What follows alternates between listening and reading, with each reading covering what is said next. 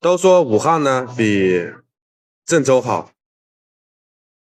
武汉和郑州我都去过，但是你知道吗？在湖北呢和河南的交界处是一个什么样的景象？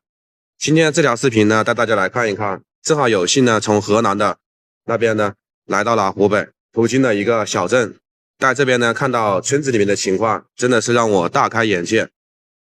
真的是左右两边完全不是一个时代的产物，就感觉啊，真的像一个平行世界一样的。大家可以看一下，这边呢是那种高楼大厦，旁边绿化很不错，马路上的路啊修得很宽，这边呢还有那种电线，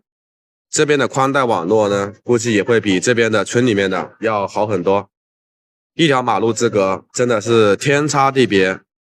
看完视频呢，真的是长见识了，大开眼界了，朋友们。都说呢武汉比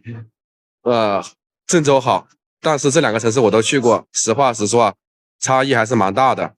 但在湖北的农村和河南农村又是一副什么样的景象呢？看看这边的房子啊，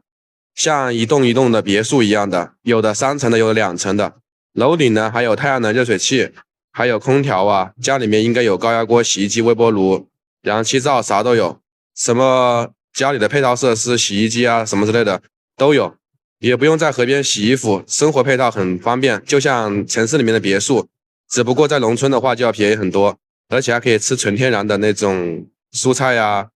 瓜果啊，自己种就可以自己吃。大家可以看一下这边的房子啊，真的是太漂亮了，而且有的门口还有小车。不得不说啊，现在农村的生活真的让城里面人很羡慕啊。城里面的房租贵，房子还不自己的，租那么多年的房子，到时候还是要返回农村。不过我说实话，在这边养老真的很不错啊，因为在这边租房子的话，一个月也就300-400块钱，而且可以住独栋别墅。因为像这样的房子的话，常年都没有人住，只有过年的时候才会回来。所以说平时在家里面的话，一般也就是老人在家。大家可以看一下，很多时候大门都是紧闭的，唯独有1-2户开着门，那边也没有开门，门口呢晒了衣服。都说啊，那个湖北呢比河南好，但是呢，在这2个地方呢，我看到了，真的是很明显。但是呢，又和网上说的不一样，对面的这个房子啊，高楼呢，就是河南农村啊，居然长这样子，真的是大开眼界了，朋友们。高楼大厦在这里林立，还有旁边有高墙铁网，上面呢不知道有没有通电那个网啊，反正小区的治安应该是很好的。里面应该有保安吧，还有大狼狗啊，应该还有那种镇守的，农村里面都这样嘛。一般家里面会养个宠物猫啊、宠物狗啊，或者是在家里看门嘛。然后在农村的话，这样的也比较安全，稍微有个风吹草动，第一时间就能警惕起来。在农村人都比较朴实，但现在这个社会呢，可能没有以前那么朴实了。以前呢，谁家有个忙呢，都会出了什么事啊，都会就是不计前嫌，不计较有没有回报的那种。很无私的去帮忙，但现在好像都是自家各扫门前雪，谁也不问谁，都没有什么来往了。大家可以看看这边的楼房呢，真的是很高很高，